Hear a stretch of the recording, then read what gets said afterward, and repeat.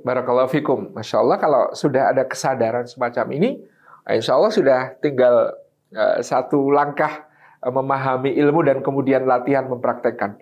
Karena yang lebih bermasalah kalau belum sadar bahwa kita punya ego tinggi, misalnya gitu ya di rumah, ya kita merasa yang lainlah yang bermasalah bukan diri kita. Tapi kalau tadi penanya ini, Masya Allah ya sudah menyadari bahwa saya ini karena terbiasa terbawa lingkungan kerja, kemudian kebawa ke rumah, bagaimana kemudian mengharmonikan diri dengan kondisi bahwa di rumah saya tetap sebagai seorang istri. Barakallahu fiik. Ini adalah sebuah hal yang permulaan yang sudah sangat baik. Bagaimana kemudian di situ ada satu kesadaran untuk kemudian menempatkan diri secara tepat di kondisi di rumah. Yang pertama adalah tentu kita memahami ketaatan kepada suami itu dalam perkara-perkara yang ma'ruf, dalam perkara-perkara yang baik akan menjadi ibadah yang besar nilainya, pahalanya di sisi Allah Subhanahu wa Ta'ala. Kalau itu adalah ketaatan dalam perkara-perkara yang ma'ruf, perkara-perkara yang baik, maka dia adalah sebuah ibadah kepada Allah Subhanahu wa Ta'ala.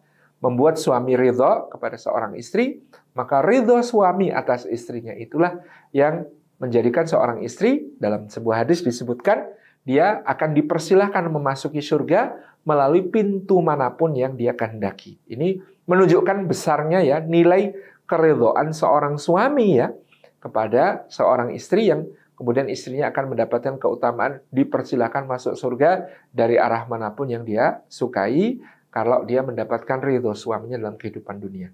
Nah tentu ini juga tidak berarti bahwa apa-apa harus istri, apa-apa harus dikerjakan istri, apa-apa itu kewajibannya istri. Bukan, tidak seperti itu. Karena ibunda kita Aisyah juga menceritakan ketika kemudian ditanya tentang bagaimana Rasulullah di rumah. Ya kata beliau, Rasulullah di rumah ya kayak salah seorang di antara kalian. Beliau SAW itu memeras susu kambing untuk minum keluarganya. Beliau menjahit sendiri sandalnya atau terompahnya yang koyak. Beliau sendiri menambal bajunya yang sobek gitu ya.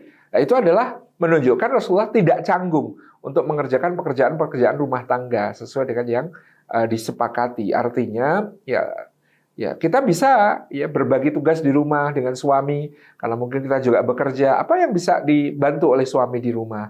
Apa yang bisa dikerjakan oleh suami di rumah? Apa yang bisa dikhidmahkan oleh istri di rumah gitu ya. Saya di rumah yang namanya cuci piring dan lain sebagainya itu misalnya jatah saya gitu ya, karena kita memang menyepakati berbagi seperti ini gitu ya.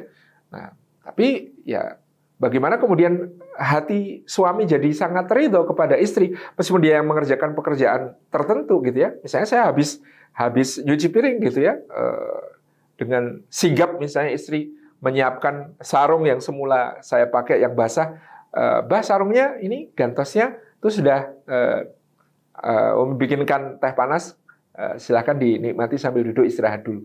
Nah ini kan menjadi satu harmoni yang luar biasa. Ya ngerjakan seperti yang kemudian menjadi tugas bersama, tapi bagaimana kemudian ada added value yang diberikan oleh pasangan dengan misalnya menyiapkan sesuatu yang akan mendukung pekerjaan itu atau mendukung ya kondisi hati masing-masing supaya saling merasa tersupport. Itu yang bisa kita lakukan di rumah insya Allah. Demikian Allah alam bisawab.